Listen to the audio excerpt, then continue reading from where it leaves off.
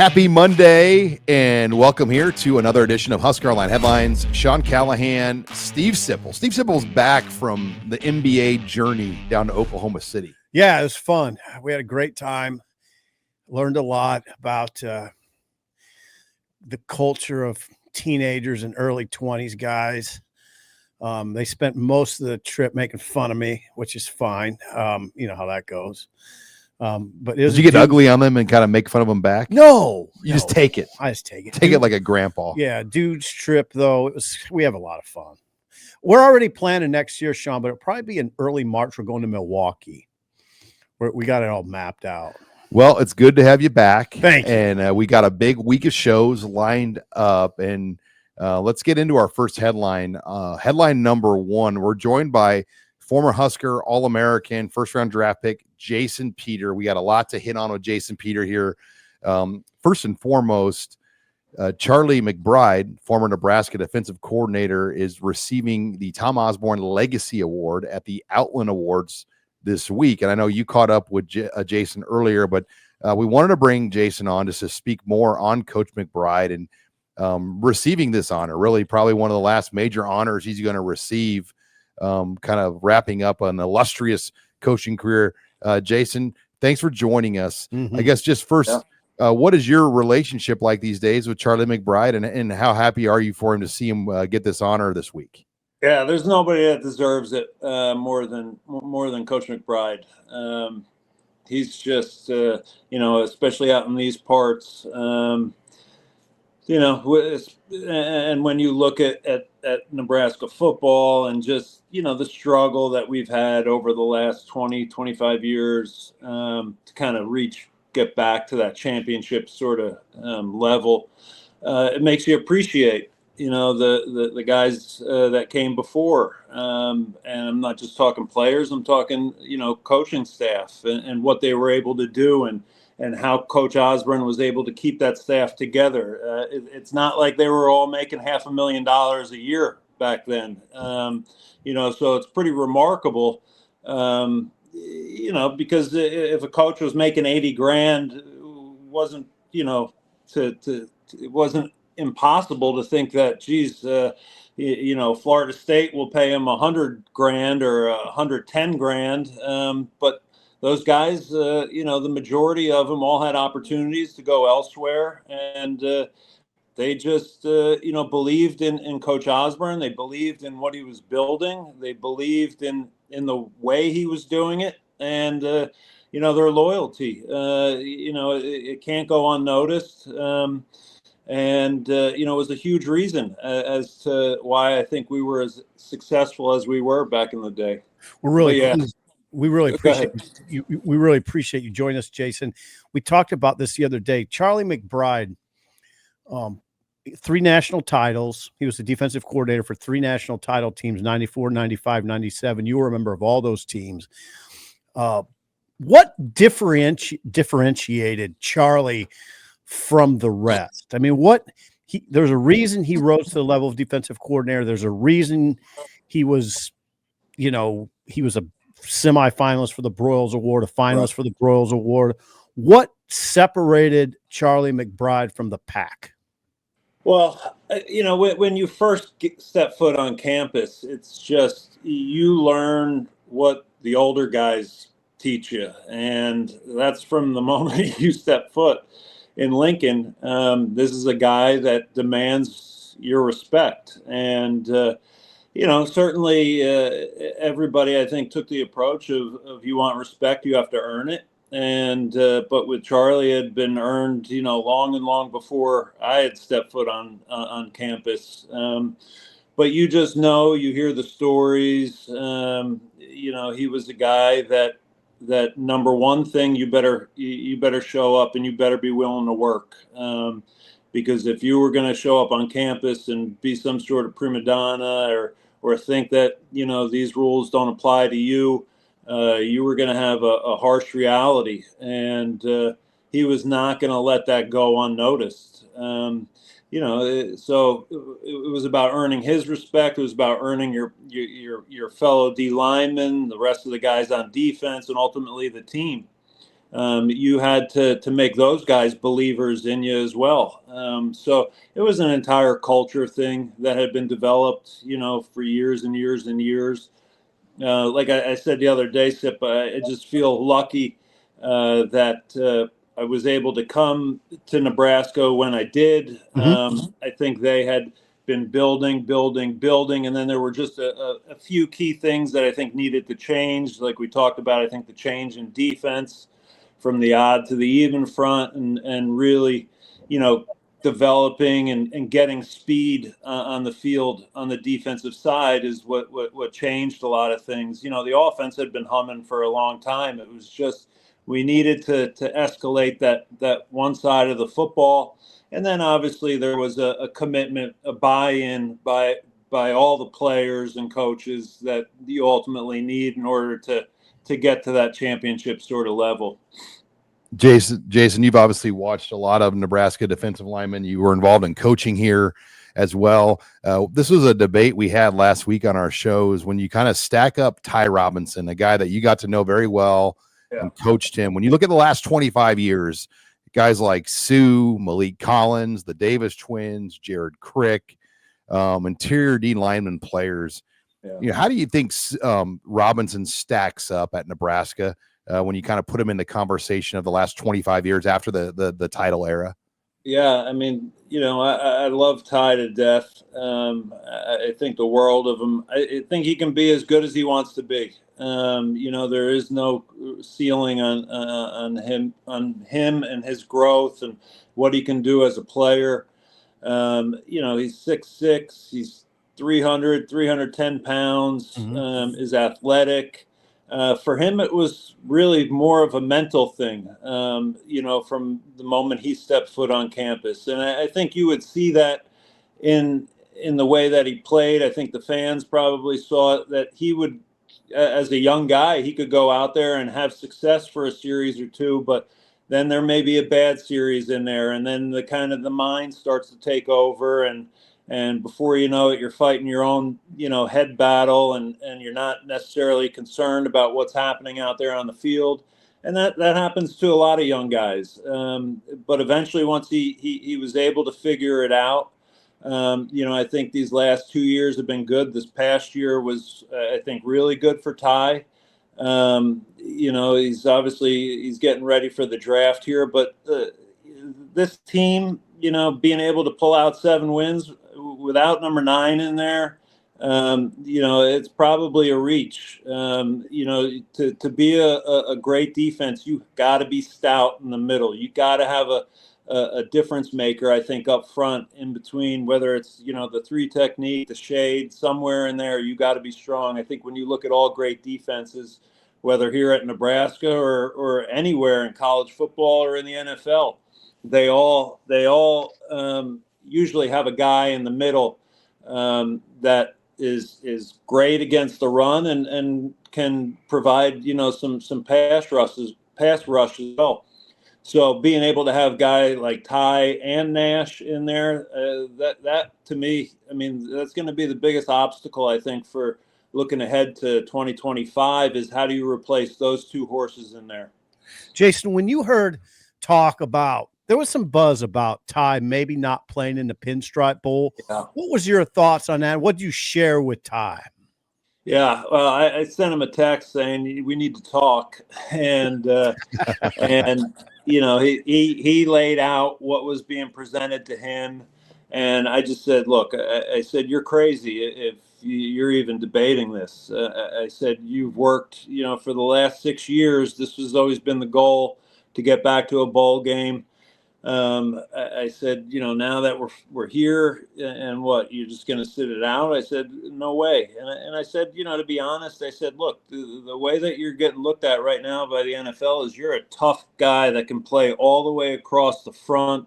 You've sucked it up here at Nebraska for the last 6 years, grinding every day, doing the things that you needed to do. Now you have this chance to play in this bowl game, and what, you're going to tell them that you don't want to play? I said, I don't think that's the route that we want to go here. It's another opportunity for you to put good tape on, for the NFL to look at, And I just, even when there was talk about, well, maybe these guys will only play a few series, maybe the first quarter or first half, knowing Ty, knowing Nash, I knew that once those guys got in there and the battle started, there was no way that they were going to pull themselves out, that they were just going to continue to play, and that's ultimately what happened.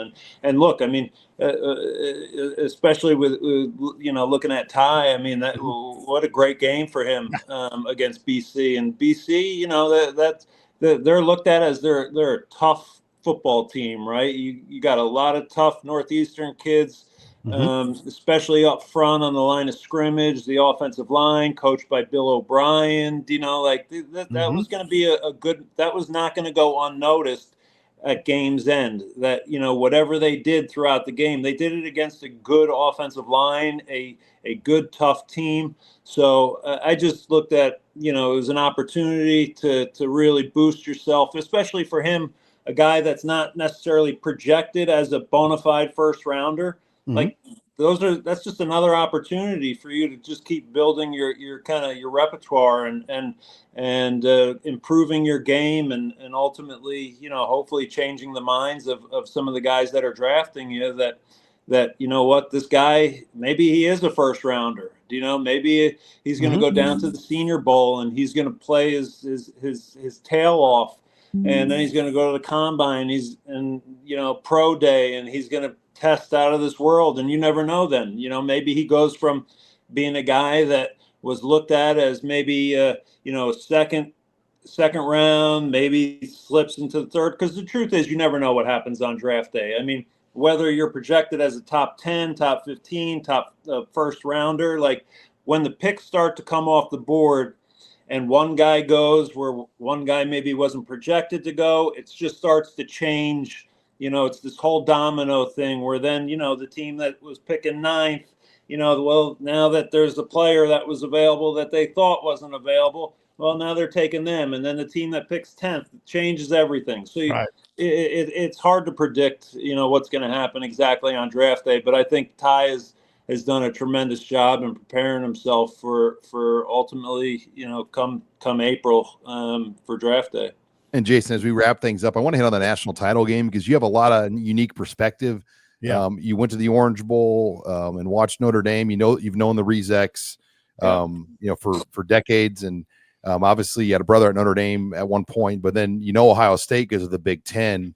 Yeah. I mean, what's your feel on this matchup? And I know you walked away pretty impressed with the Irish being in Miami last week. Yeah, and I posted something about the Irish, and look, ultimately it was a family thing that kind of took me. Not that I was ever all in on the Irish, but I didn't have anything against them. But ultimately, the stuff that happened with my brother kind of took me away from ever supporting the Irish. So it was a family thing, and I look at DJ and his family as they're my family as well. I mean, DJ and I go all the way back to when I first arrived on campus here as a freshman. So we've been close ever since. And ultimately, family is what brought me back to that situation where I'm supporting Notre Dame. And, I mean, look, those were all kids, whether you're looking at the Rezacs or Xavier Watts, at some point, they all would have come to Nebraska. That's the reality of it. Those were Nebraska kids that wanted to come to Nebraska. They didn't really get that opportunity. So I'm not going to hold that against them. You know what I mean? So their family but yeah, I mean, I love what Marcus Freeman has done.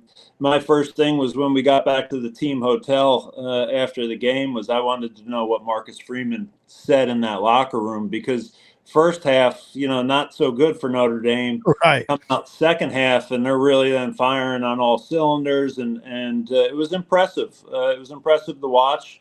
I think they're going to have their hands full here with Ohio State, but look, anytime you have great culture in a locker room and kids believe in what that head coach is selling, you got an opportunity. And for as good as Ohio State looked in, their first few games, I don't think they looked dominant as we all expected them maybe to against Texas. And I think Texas may have provided somewhat of a blueprint for how to slow down that receiving core. But ultimately, you're going to have to play strong up front. They had a rough time trying to block, I think, Abdul Carter in that last week's game in the Orange Bowl. Now they're going to have Jack Sawyer and crew, so it doesn't get any easier. I think when you look at least one elite pass rusher, they're not going to have another.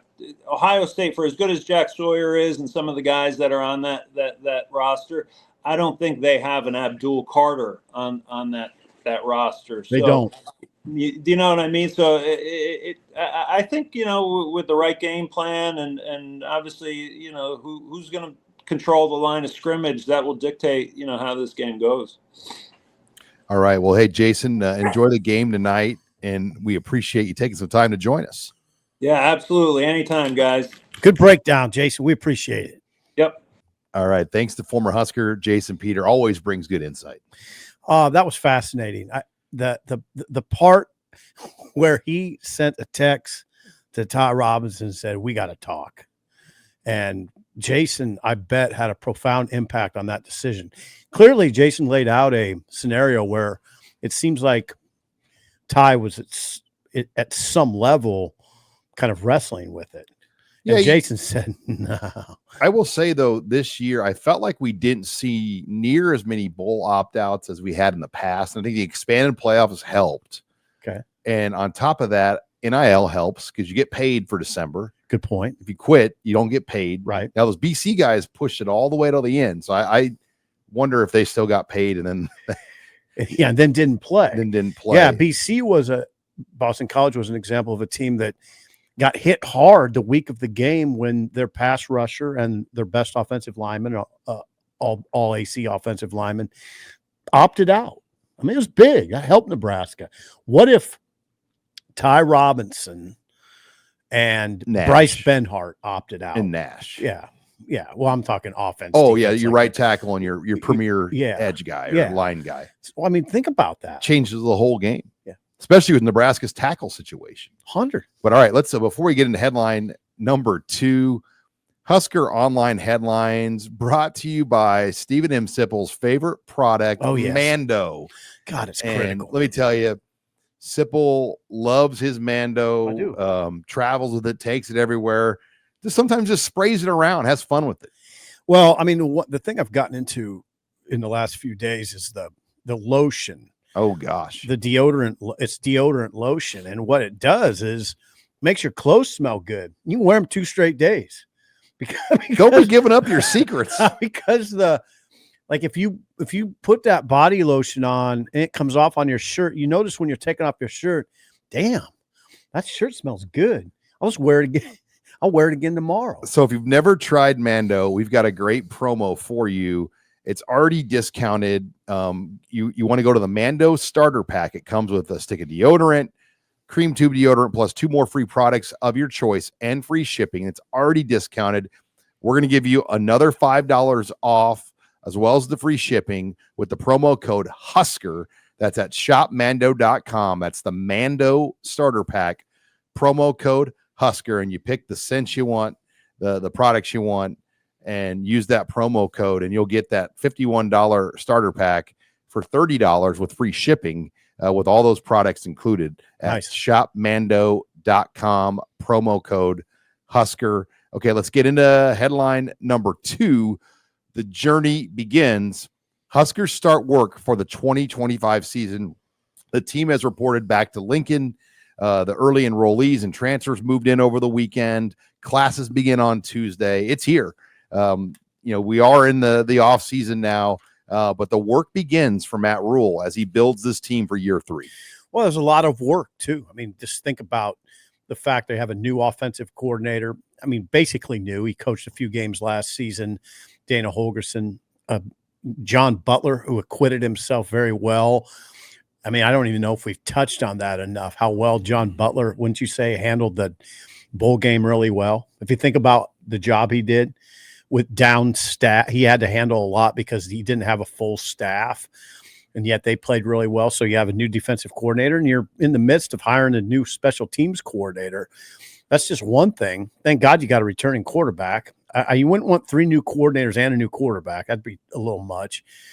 But yeah, you got a new D-line coach, new D-line, a new edge coach, right? A lot. This is a new secondary coach. Yeah, this is probably should be a column, I write pretty soon. In some ways, like so much happened, you forget. Right. Like good lead. Good lead to the column. I mean, you think about going back to when Evan Cooper resigned, and so that was July, and you're bringing in John Butler on the fly. Oh, you brought him in on the fly, and then all of a sudden, at the end of the year, Tony White and Terrence Knighton, they leave. Wouldn't have expected that. And so then all of a sudden now you have John Butler as your DC. You make a hire with Terry Braden, who's not here yet, by the way. He's still coaching with the Chiefs. Yeah, he's an assistant D-line coach. You bring back Phil Simpson, right? And you bring in Addison Williams from UCF. So it's a complete revamp. I mean, Rob Dvorak is really the only long time. I mean, Phil Simpson was here. He's back now. Kind of did a Mike Dawson where he left for a year, came back. Yep. So it is a different look on the defense than Holgorsen with Dyke heel shorts. Yeah, and we've talked about this, but today's January 20th, and my guess is they are really, you know what? I wouldn't be surprised right now, Sean, if they're in a meeting room. Coaches are on the road. Oh, was Dane on the road? Some coaches, Dana's not one of the 10 on the road, but Matt Rule and the other 10 coaches are on the road. What Dane is doing right now is reshaping the offense in his own form, keeping the language in the same, but reshaping it, mainly probably cutting down continuing to pare down the playbook. Yeah, that was something interesting to hear him speak about, just how much they were trying to do. He said it was like we had a bunch of guys that came from different NFL organizations, between McGuire, Satterfield, Raiola, and they all had good ideas, and they wanted to have all their ideas on the play sheet, and the play sheet was almost too big. Yeah, I wouldn't even say I wouldn't qualify it. It was too big. It wasn't almost too big. And he's like, look, and he said it was too big. We got to get this thing down to about 40, right? Not 100. So think about, we've talked about this stuff, so I don't want to belabor the point, but he came here he was named play caller on November 11th. That was the day. He came in 4 or 5 days before that. So this has been a whirlwind. Now he can settle in a little bit more and get to know the players, get to understand not only their strength and weaknesses on the field, but just what they're like off. All of that matters. And those relationships do matter. So now this is big for him. As far as personnel goes, a lot of new personnel. You wrote it today, 15 transfers. A lot of those guys, another good thing for us to do, you wrote that a lot of those guys will be bucking for starting jobs. Not all of them, but yeah, you're right. A lot of them will be about 7, 8 of them, probably. Yeah. Think about that. 7 or 8 new starters. I mean, I count the long snapper and the punter, but you for sure a couple receivers are going to be in that mix, and obviously some linebackers and edge players, and maybe a secondary guy. Yeah. What do you think in the secondary? Well, the guy from Idaho, Andrew Marshall, could be a corner. I mean, he's got a shot. He was the best corner in the Big Sky Conference. He was the only corner to make all conference. Mm-hmm. So you can say he's the best corner in the conference because he was the only one that made that league. The rest were safety. So he's a good player. He's a kick returner, punt returner. So yeah, there's a lot there to build. I'm more interested though, back to Holgorsen, just how he will look in this league, because he's never been in a league like this before. He's kind of been more in, spread heavy, more offensive, opened up leagues. Mm-hmm. And not to use the Scott Frost example, but I will, when you transition to this league, it is different. Yeah. The line of is. scrimmage is Oh, different. it's different. The Yeah. coaching's different. I'm not pushing back. The physicality of the defenses is different. And The thing I would lean on if I were a Nebraska fan and if you have concerns is they ran it at West Virginia a lot. They hammered. It was a pretty physical. I think it was a pretty physical offense. He knows. And Dana's 53 years old. He's not a young guy. He's been around. And I think probably being here those last few games probably really helped him get a good idea of the league. Whereas Frost, I still to this day don't believe that Frost had a good idea of just how physical, long, and big the defenses he was going to be facing. I don't think he understood it. Now USF had played Michigan, but that was just kind of one game. I think he got caught off guard by it. yeah, the way the teams can play ball control in the Big Ten, like Minnesota, It's another good thing. I mean, Minnesota was masterful of 7-minute drives. And if you don't take advantage of your drive, you're screwed. Exactly. Now I'm thinking back. I'm thinking back to Frost at Big Ten Media Days in I think it was his third year. It may have been his last year. And he, you know what? I'm not even speculating at this point because I remember writing a column. He acknowledged at Big Ten Media Days that the Big Ten the way the Big Ten plays did force him to sort of react. Remember what he said when he took the job, that the Big Ten will have to adjust to us? It was a total swing the other way. He said, I've had to adjust to the Big Ten. I thought it was one of the most critical moments of his tenure. I always remember thinking, yeah, there you go. You came in here really brash, and then you found out it's not what you thought. Yeah, because his first couple of teams could have been so much better than they were, and they just couldn't figure out what they wanted to be. Right, or what he wanted to be just wasn't going to work. I mean, he's bringing in those real little receivers, and he thought the speed would.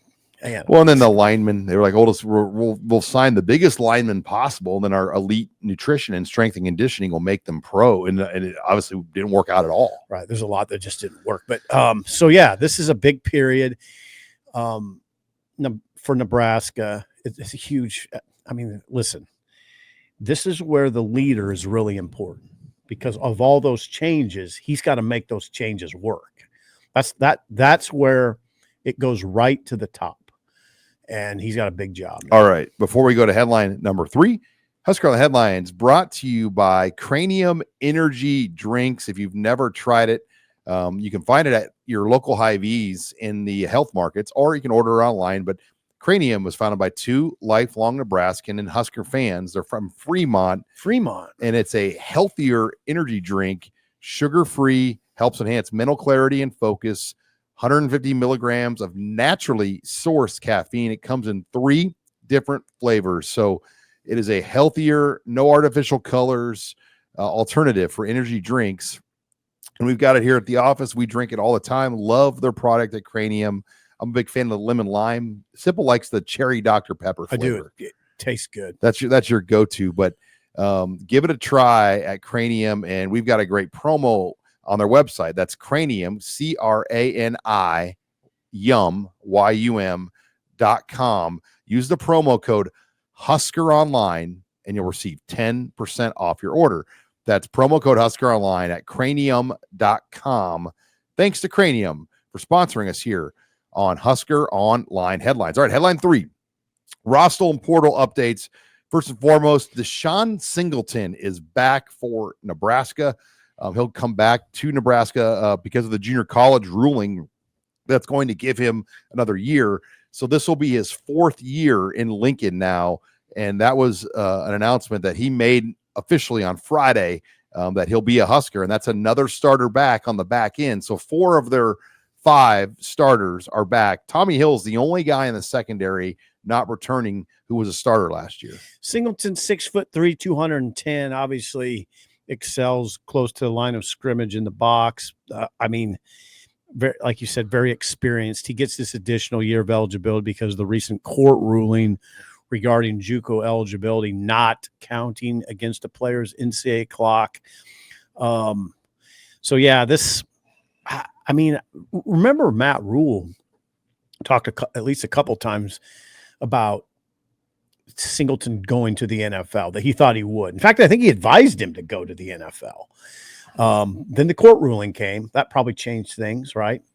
So that was this. It's big news for Nebraska. Yeah, you get a big physical safety, a run stopper, and of the 4 guys they returned, I mean, I look at his value right up there with Sierra Wright. Oh yeah, I mean the 4 guys. So it'd be Malcolm Hartzog, Sierra Wright, Buford, Singleton, and Marquise Buford. Good job, Sean. Yeah. Oh yeah. I mean, he had 71 tackles. That was a career high this year. Second on the team. Career high 3 pass breakups. He wasn't always great. He hasn't always great in coverage, right? Played really good against Ohio State. Yeah, he did. Like a lot of those guys, he played really well. I mean, that was the best game the defense might have played. It. Look, they gave up a couple plays to Jeremiah Smith, but everyone in the country did. Yeah. And I think you would agree, Singleton is a high character guy. Good to have around. I mean, he's only 21 as well. Wow, really? So right? his age, for a guy that will be going into a 4th year at Nebraska, he's not, really old. He's a younger 5th-year player.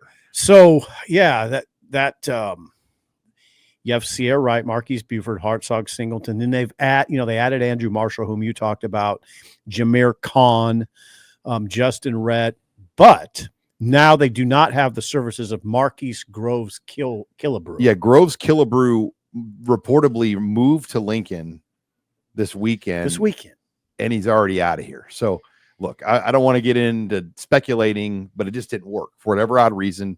And the numbers for Nebraska at this position are fine. And, you can speculate, maybe Singleton's return affected this. Yeah. Is that? I don't know if that's accurate. I just think it just didn't work out. And he's going back to Arizona. So, and I've talked to somebody at Arizona, and then they wanted him back badly as well. Because for them, it was cheaper to get him back than have to go out and buy a new player. The economics of the portal. Yeah, interesting. So kind of a win-win for everybody involved, probably. Probably, yeah. And I always, of the players they took from the portal, he was the one that, you just didn't really know or understand it as much. It had been his 4th school in 4 years. And I don't care how you spend that. It's 4 schools in 4 years. Mm-hmm. It happens, but it happens more now than ever before. But yeah, he was. I wrote today. He didn't even make it to Lincoln until Temperature Tuesday. I mean, he got out of here before. He didn't even make it a week. Maybe the cold. Maybe he didn't like the cold. He could have got a free runs on Tuesday. Oh, that's what you're talking Temperature about. Tuesday. Yeah, I should have known what you're talking about. You didn't get that line? I didn't. Even as a lifelong Nebraskan. But God, I thought that was some witty writing on my part. He might have dropped the word runs in there somewhere. But anyway, I wasn't giving them a free commercial. I just said he didn't even make it to a Temperature Tuesday. I bet most people got it. I'm glad you explained it to me, though. Thank you, Sean. God. Oh, come on. Then the other big news was Shiaz Pete, excuse me. I was like, who's Shiaz? Yeah, who the hell is Shiaz Pete. Shiaz Pete officially commits to Kentucky, and it felt like this was a long time coming. You knew for about a week or 10 days this was where it was heading. He makes it official. He will be a Kentucky Wildcat. So that leaves Nebraska potentially still in the market for a transfer O-lineman, but the window's closing. You have less than a week to get a guy here still. You can get to Lincoln 5 days into the semester. The semester starts Tuesday. You wrote today that Nebraska hasn't had a known visitor since Pete, and that was January 8th. So this is January. We're going on almost 2 weeks without a visitor. This is January 20th, yeah. And look, there's a few, back to the economics, they've spent a lot of money. Nebraska spent a lot of money on the portal. So, and the guys they want or that would make this team better, spoiler, they cost a lot of money. Yeah, and you do want that money to be spent. I mean, this is the way you want to operate. You're not just trying at this point just to add bodies. Right. Like you're trying to get true difference makers, and everybody is. And we don't know. Let's just be clear. Let's be very transparent here. We don't know if this week Nebraska's planning to bring somebody in. Well, there's nobody scheduled yet. Okay. And it can change at any moment. But as of today, Monday, there were no visitors over the weekend, and classes start Tuesday. Now they have all week if they really wanted to bring somebody in, but a lot of guys have found homes. I mean, this is if you haven't found a home by now, it'd be pretty scary as a prospect. Pete took it pretty far into the process. Yeah, unless Kentucky knew. Kentucky probably knew for a little while, is my guess. Kentucky came in late, though. It was a Michigan-Nebraska thing. And then Kentucky kind of swooped in, is the way I was told. Yeah, and look, everyone's like, oh, they got outbid. I think the money on a guy like him is the same for everybody involved. It's not like somebody's going to outbid you by $1 million. I mean, he's already getting over $1 million no matter where he goes in these 3 schools. Over $1 million. Over $1 million. It's pretty remarkable. So it's a pretty good deal. It's at a certain point, it's not about the money because the money's there. It's more about what's the place you want to be. And we don't see, people will ask you, Sean, what is it about? Sean, Sip, what is it about? The players, the town, the coaches, like the fit. Kentucky was a bad offense. That's the thing. Nothing about going there makes sense. Sean, well, that's why people wonder. They're a 119th nationally in scoring offense. And they lost all their receivers. Yeah. So what? Well, they hijacked Dante Dowdell out of here, though. They did. Is this Vince Morrow? No, it's more than Vince Morrow. I mean, there's a lot of, it's not. I'm asking you the question. I don't think it's just Vince Morrow. No, I mean, Vince Morrow doesn't recruit every single player to Kentucky. I mean, people think like he's like responsible for signing all 105 guys on their team. Good point. Like, I mean, it's well taken. Like he's a tight ends coach. Right. I got you. No, he's a great recruiter though. But yeah. I do want to, and speaking of tight ends, I want to get this last nugget in. Please. How about Thomas Fidone? First of all, he announces entrance in the NFL draft last week, officially, but he got an invite to the Senior Bowl. Mm-hmm. And to put that in perspective, the Senior Bowl, 43% of the NFL draft picks last year, 43% played in the Senior Bowl. So you look at that number, I believe it was 94 total players in the Senior Bowl were drafted. This really solidifies that Thomas Fidone is on a path to be drafted as long as he goes through the draft process healthy and performs well. But this was big for him. He's the first Nebraska tight end to get invited to the Senior Bowl since Mike McNeil in 2011 and Tracy Wistrom in 2002. There has not been a Nebraska tight end drafted, and this blows me away, Sip, since Wistrom in 2002. Can Fidone be that guy? Tracy Wistrom, in my opinion, gets overlooked when you talk about Nebraska tight end greats. Not today, he's not being overlooked. I'm glad you said what you just said. He's the last tight end drafted. I don't know why Tracy gets overlooked. You can't compare numbers to Fidone because they didn't throw the ball much back then, right? He got some big touchdowns, though. Yeah, he had 21 catches. He had 21 catches his senior year. He was like a third team All-American, AP All-American, Tracy. All Big 12? I think he might have been, maybe. I'd have to double check that. Colorado had a good tight end that time, though. Yeah. They had that really good tight. They had some good tight ends for Gary Barnett. The thing about Fidone is, okay, first of all, he had career highs this year, 36 receptions, 373 receiving yards. That's 10.4 yards a catch. He didn't get in the end zone, which is surprising to me. And the 10.4 yards a catch is pretty ordinary, right? Decent year, not great. But here's the thing about Fidone. Look at him. The size, the catch radius, the athleticism will be striking to scouts and NFL teams.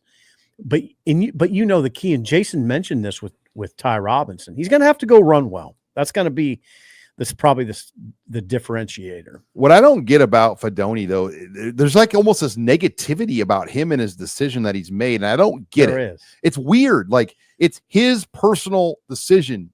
He's received, and he's justified that by getting an invite to the Senior Bowl. Like, you don't get an invite to the Senior Bowl by luck. You have to be invited by the NFL teams and coaches and scouts. I don't disagree, except one thing.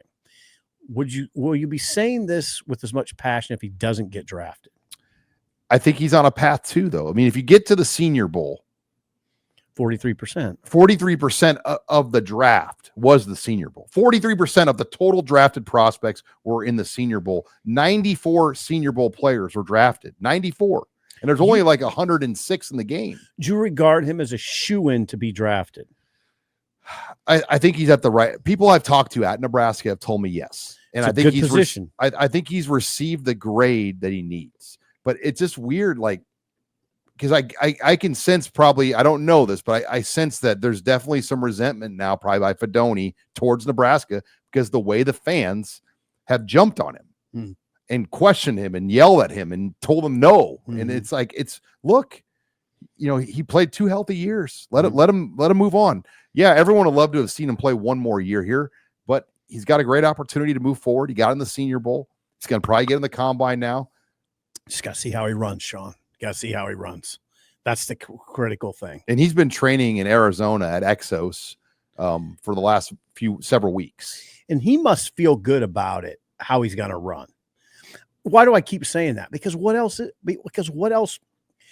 would stop him? Look at him.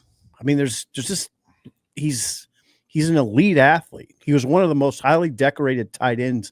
And was he the most highly decorated tight end in his recruiting class? Probably. Close. I think Bowers might have been ahead of him. Well, but he was right with Bowers. Like, okay, Bowers a little more, yeah. I mean, he was right up there. And I think if you're a Nebraska fan, that's probably the frustration. Yeah. That you had this unicorn tight end, and these injuries really changed it. Where before the injuries, like, he was a sure thing, and he produced, he put up numbers, he had production. He did. But it obviously wasn't maybe where he was like this number one receiving target that would take over games, like you saw maybe at Iowa with tight ends and other places. Right. Yeah, he didn't become Sam Laporta, right? Where it's like, or the guy at Penn State. He didn't become Tyler Warren. No, he didn't become that. And I think that's what, if you're that's where maybe the negativity of a Nebraska fan is like, you wanted that. You wanted Fidone to be Tyler Warren, or Laporta, where he's like dang near lining up under center, doing QB sneaks and splitting out and doing everything. He never got in that realm at all. You're right. But I also feel like he was explaining it, Sean. Misused too, like swing passes in the flats. Probably not great usage of Thomas Fidone. Did you want to see him down the seam? Yes. Yeah. I liked when he got the ball on the run and not in wiggle space, like straight space. He must feel good about the way he's going to run. Don't you think he's probably already knows what he's going to run pretty close? Oh, or he doesn't even try it. And again, internally, Nebraska knew that most people knew that he was leaving. Like, it wasn't like this big secret. I think they had a pretty good idea after Iowa that, he was going to move on after the bowl game. Tight end's a premier position in the NFL, more than probably I've ever seen. Am I barking up the wrong tree there? Yeah, I mean, it's there's not a lot of them out there. Yeah, well, I mean, what I'm saying is they're featured. I mean, they're getting featured more than I've ever seen them. And if you're good, you'll find a home. And look, Jack Stahl is still playing in the NFL. Listen, Ethan Carter played in the NFL for a while. Yeah. I always want to tell our listeners, I get out over my skis a little bit when I start talking about the NFL. I watch some of it, but we're always working on Sundays. So Sean, I've worked Sundays for 25 years. 25 years. So I've missed a lot of NFL. I've missed a lot of it. Well, and then now that you're not working on Sundays as much, you want to take a break. Well, I watch it a little bit more. I watch it a little bit more now. I watched all the playoff games, but I still don't watch as much as I should, probably. All right. Well, let's get into before we go to headline 4. HuskerOnline headlines brought to you by BetterHelp. And look, sometimes you have a lot on your mind and you just need someone to talk to about it. And there's no better way to do that than therapy. And it could be just personal things day to day. It could be things that are just stacking up in your life and you want to have a voice or someone that you can visit with and talk to. BetterHelp makes that so much easier. You fill out a survey kind of on what you're looking for, and then they pair you up and match you up with a therapist that fits you. And it's easy. You do it at home. You do it on your computer screen, your cell phone, in a FaceTime type of deal. And you do it at the time that works for you too. You don't have to go to a doctor's office. And we've got a great deal for our Husker Online listeners. If you've never used BetterHelp before, take advantage of this. Go to betterhelp.com/Husker. You'll get 10% off your first month. That's betterhelp.com/Husker. And they're going to give you 10% off your first month of BetterHelp. Give them a try. Thanks to BetterHelp for sponsoring us here on Husker Online Headlines. Okay, let's go. Headline 4. Husker Hoops lost their 4th straight Big Ten game in a row at Maryland. Now a big one with USC on Wednesday night, another 8 o'clock at night, later game. You love those tip-offs, don't you? 8 Tough for the kids. Yeah. But tough for the old people. Students will be back. It'll be a little bit more juice in the arena. But this has been a tough stretch for Nebraska basketball to lose 4 in a row where, they could have won at Iowa and they probably had a great chance to win Saturday or Sunday at Maryland. But then, they lose to Purdue in a tough fashion. And then they ran into a buzzsaw in Rutgers. So it's been a rough 4 games here, and they've got to get it turned around this week. They lose at Iowa despite leading by 15 in the second half. That was the first problem. I thought they'd either win at Iowa or Maryland. In the stretch that we're talking about, I think they needed to win at Iowa or Maryland, preferably both. They lose both. Robin wrote it. They're giving up in this 4-game losing streak an average of 14.8 threes a game. That is an incredible number. So Fred's got to look at Fred Hoiberg, 6-year head coach for Nebraska, has to look at the way they're guarding the runouts. The runouts, just probably the overall defense. I mean, just the entire structure. When you give up 14 point, think about it. You're giving up 14.8 in that 4-game stretch. You got to watch. You got to address that. Yeah, the way that they like to double the inside or the post, and then force those perimeter passes. Teams are just getting too many good looks. Yeah, see, that's a good identification by they force the miss. And then here's what happens. They give up the offensive rebound. And we've seen athletic teams like Rutgers and Maryland just kind of play volleyball back there, and they'll tap back those missed shots, get second opportunities. And that's been a problem. I mean, they have just not been able to win in the rebounding situations either. Right. So I'm going to go back to that number. It was 14.5, not 14.8. We're trying to be more accurate on this show. 14.5 per game. It's an incredible number, though. It is. And then they've also averaged. Now, Robin has talked a lot about this. Robin Washut, our beat writer. Nebraska's averaged over that 4-game losing streak 12.8 turnovers.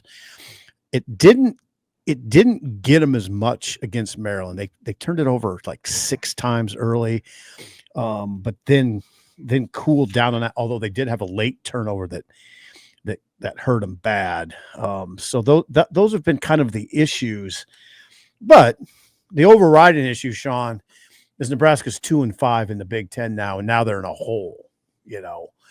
But along with that, I would say be careful writing this team off. A team can get hot, and Nebraska can still get hot. I will say, though, this is where you miss Tominaga. Like, Tominaga was able to get you out of these holes where he could score like 9 points in 40 seconds. I 100% agree with you. I do. Yeah. Now he could get you in some holes too sometimes. Can you imagine, though, a Sejan with Tominaga? I mean, maybe they couldn't coexist, but just having interesting thought. But here's the problem: they couldn't defend. Exactly. Both were not good defenders, right. And couldn't have them on the court at the same time, probably. And you're playing some men. Yeah, it's a tough league. And that's the other thing about this. I love these basketball discussions. There's a lot to them. This league it doesn't have a real elite team right now. They don't. Well, Michigan State's undefeated in the conference right now. They're 7-0. But they're not a top 4 team. No, I think Michigan State could be a 2 seed, maybe. Yeah, no 1 seed. No, you're right. No, I agree with you. No 1 seeds, but I think Michigan State being 7-0 and they're favored in their next 4, Michigan State could be 11-0. Okay, well, maybe they worked their way. Maybe the Spartans worked their way into a 1 seed. They might, or a good 2. Yeah, but what I was going to say though, this league is really deep. The bad teams aren't that bad. I think Minnesota's pretty bad, but there's not like Northwestern's tough. Northwestern stuff. We thought Rutgers might be kind of a bottom of the barrel team, but they have 2 lottery picks, and we saw what happened. Well, Nebraska kind of poked the bear there. I mean, Harper, what's the other guy's name?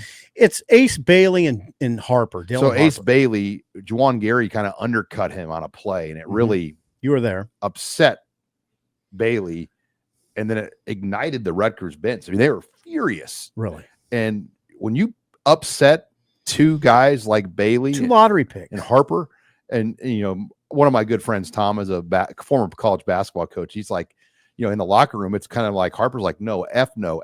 We're not losing these guys. F these guys. They're trying to hurt us, take our money. You know, like then those guys got mad. They got mad and they played that way. They played with a lot of passion. And then down the stretch, 5 or 6 possessions in a row, who took the shot every time for Rutgers? Harper and Bailey. Yeah, Harper or Bailey. Yeah, that's where Nebraska. You want that to be Bryce Williams, but you know, you have Riley Wooster taking the shots. I mean, like that's where Nebraska is struggling. They don't have that dude that can just take it over late. No, I mean, it should be Bryce. Bryce is as close as you're going to get to that. Sometimes it's Gary.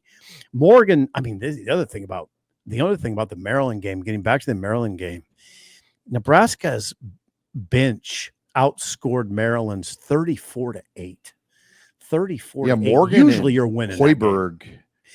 Morgan, Hoiberg, and Season, and even Ulis played well. Ulis only had 3 points, but Aaron Ulis comes off the bench and has 10 assists and 1 turnover. I'd like to see more of him.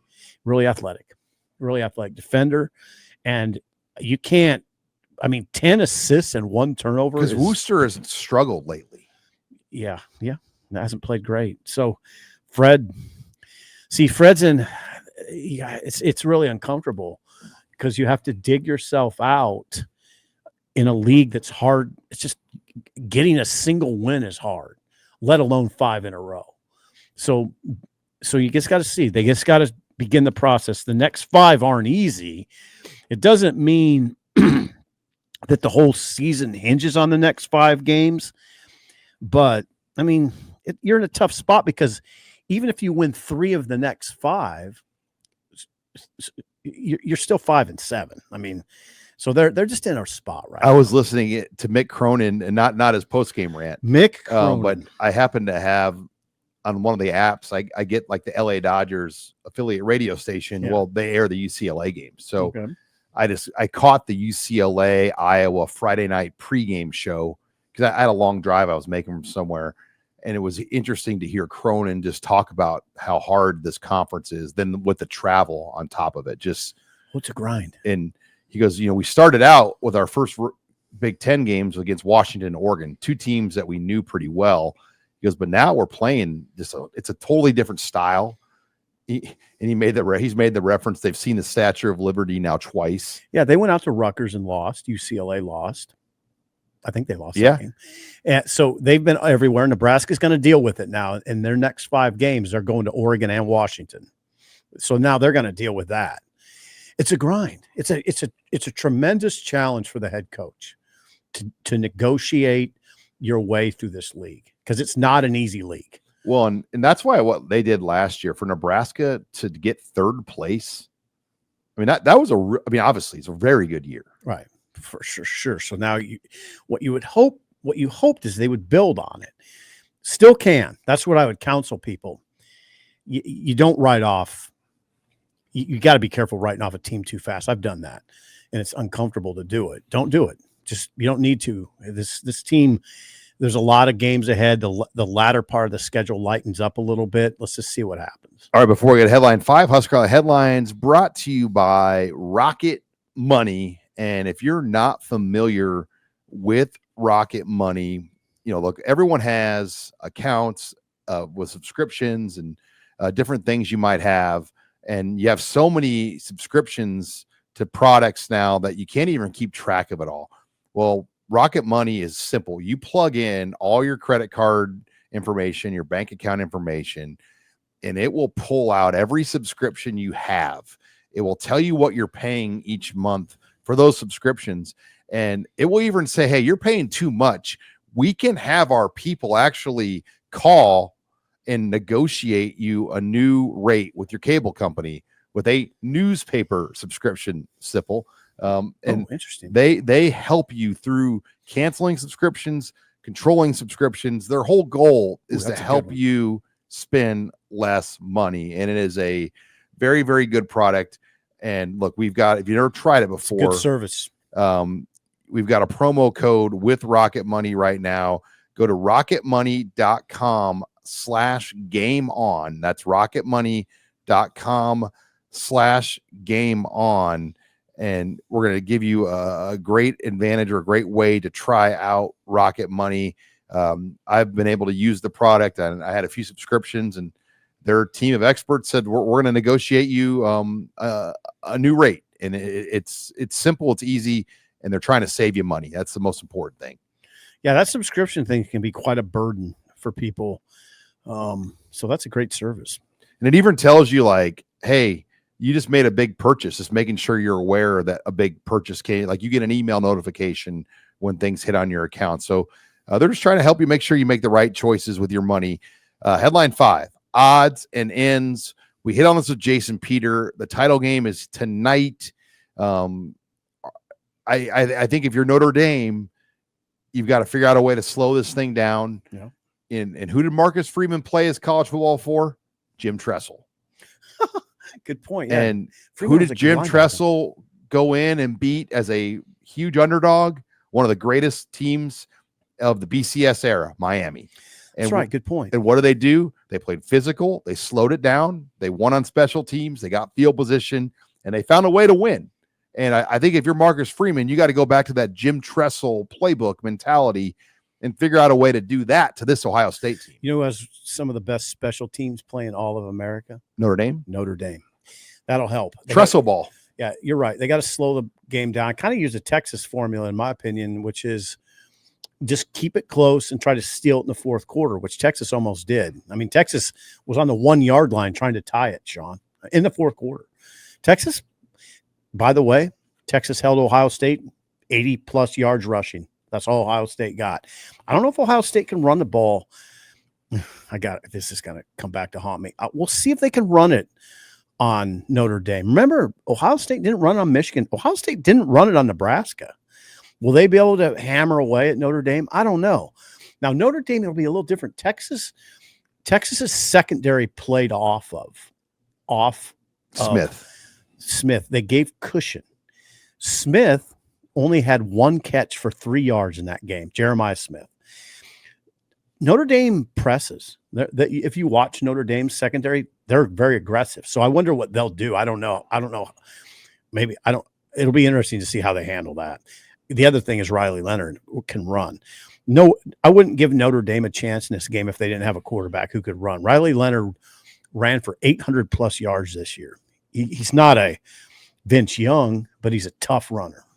And that's the portal era in a nutshell. You have 2 starting quarterbacks in this game that were at Kansas State and Duke the year before. How about that?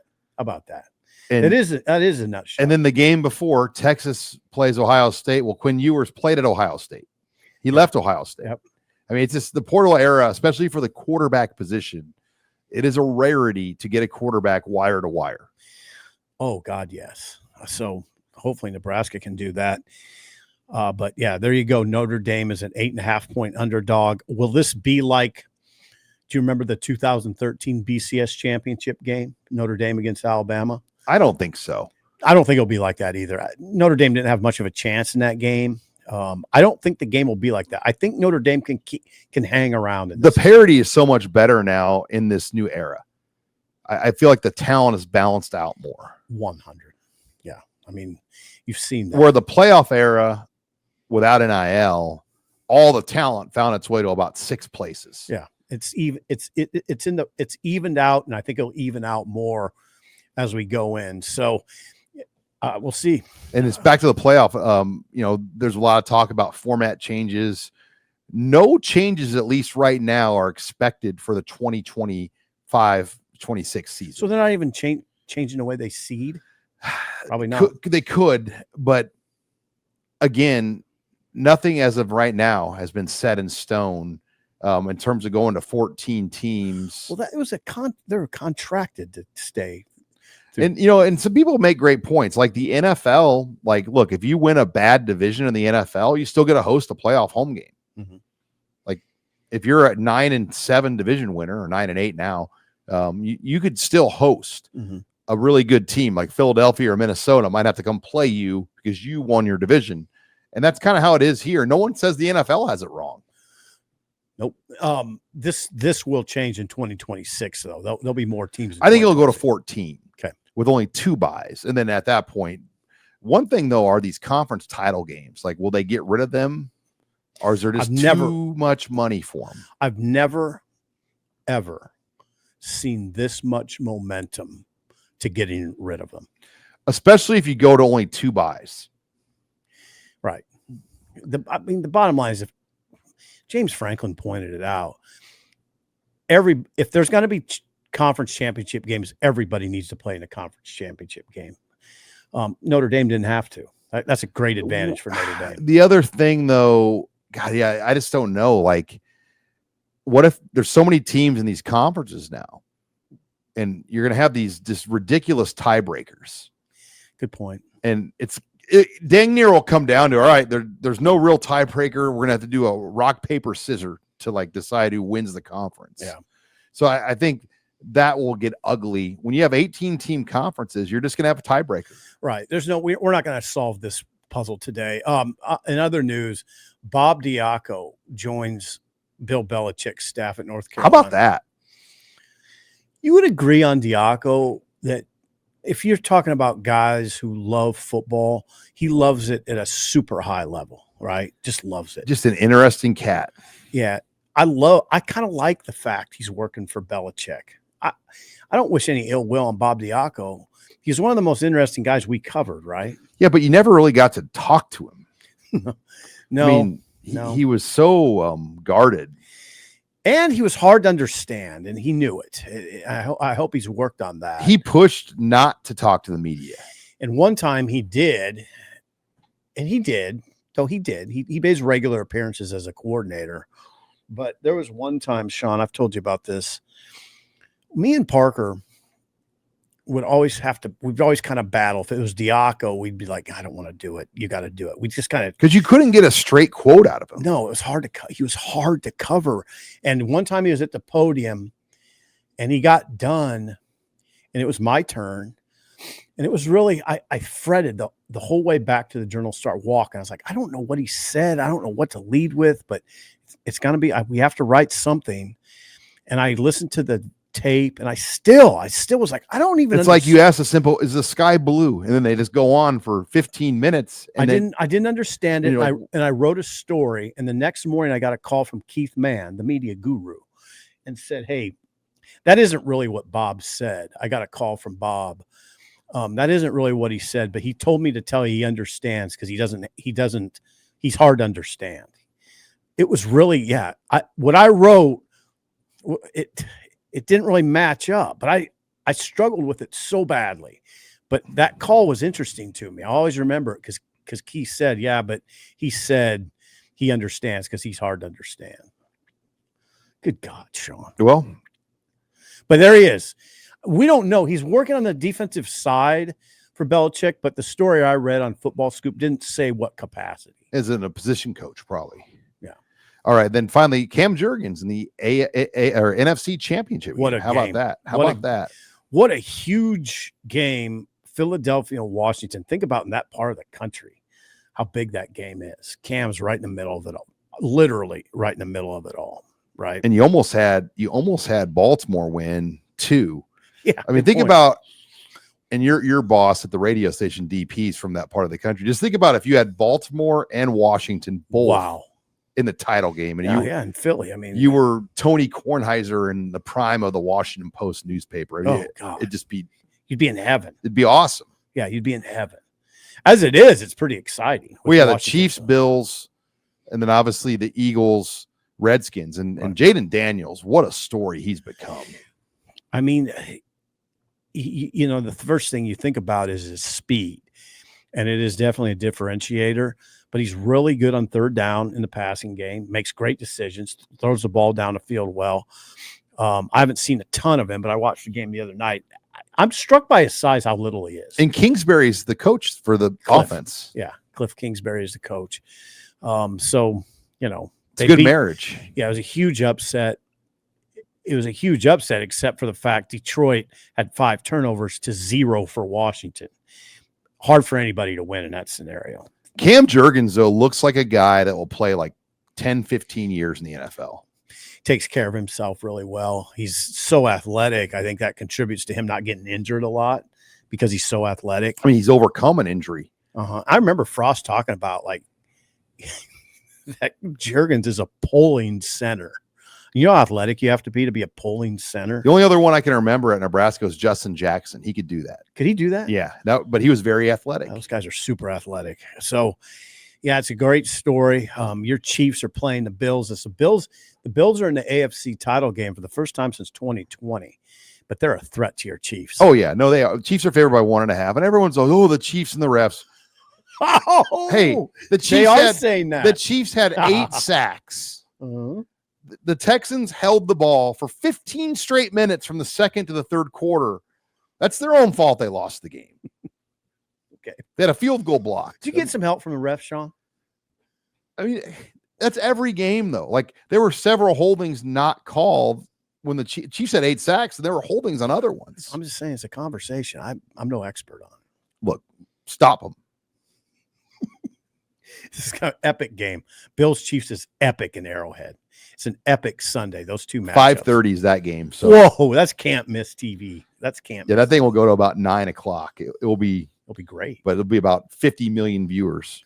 Yeah, I don't know. I haven't watched the Chiefs enough to know what that matchup looks like. I know enough to know the Chiefs eked out a lot of games this year. Their offense isn't particularly potent.